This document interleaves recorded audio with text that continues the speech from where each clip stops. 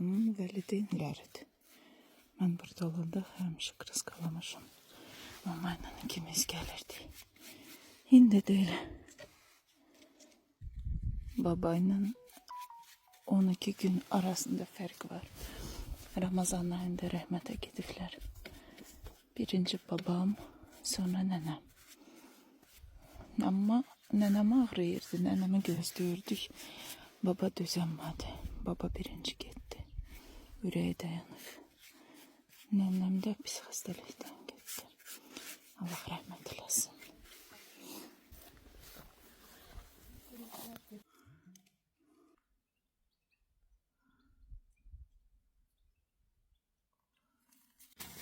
Biz bugün devam ediyoruz.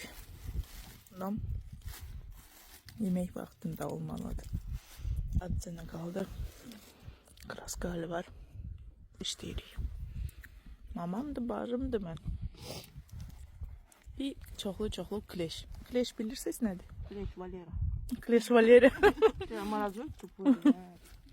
Kleş Valera. Bu vaxtında onlar çıxırlar. Adam üstünden çıxırlar.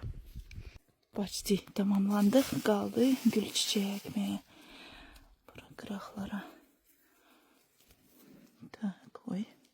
Çox oldu. Başqaları. Çoxlu toxumları yetmişim.